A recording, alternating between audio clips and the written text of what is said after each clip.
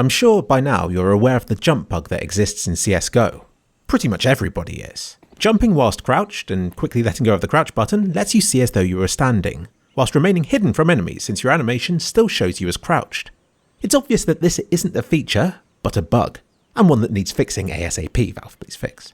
And I'm sure that they will, much like they did with the landing bug animation glitch from a few years ago, which was quite similar in terms of how it worked.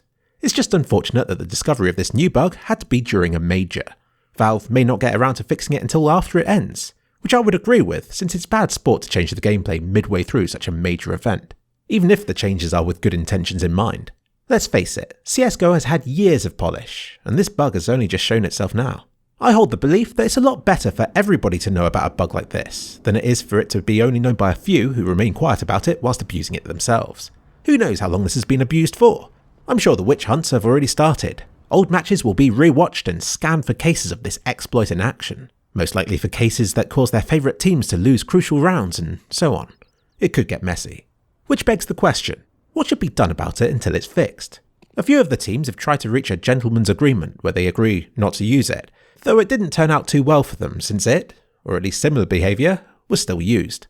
But I don't blame him. He might have been abusing it to see higher. He might not have. As pointed out on Reddit, he might have been using it just to keep his jumping silent. I don't think it matters. It's just too difficult to judge every case of this happening, and because of that, I think the bug should be allowed until the official fix is rolled out for it. Because otherwise, you're not just asking players to stop abusing it, you're expecting them to avoid any sort of suspicious behaviour that could even be remotely seen as abusing it. They have to keep this new rule in the backs of their minds when they're playing to actively avoid any learned behaviour that they might have, any jumping habits that they've picked up over the thousands of hours that they've played this game for, which they might not even be actively aware of as giving them an advantage. That's a pretty big last-minute gameplay change that you're asking players to adhere to, and one that works against their ultimate goal of winning. It's not like you have to install hacks or to coordinate elaborate strategies with teammates to execute this bug. It's just a simple combination of controls that anyone can do, at any time. As a player in this major, I'd certainly feel as though I was under enough pressure already without having to hastily change the way I handle, literally, the core gameplay, last minute. Like I said, I think it's bad sport to change the rules midway through a tournament. Regardless, I think this new bug should be frowned upon, but still used and abused for the remainder of this tournament. It's not fair to expect players to change their behaviour and to have every jump, innocent or not, contested and debated. And the event's organiser, PGL, has spoken. They will allow the jump bug. No doubt many people won't be happy with this, but this should be the end of it. Besides, forcing players to adhere to an artificially enforced disadvantage works against their ultimate goal of winning and sets a dangerous precedent.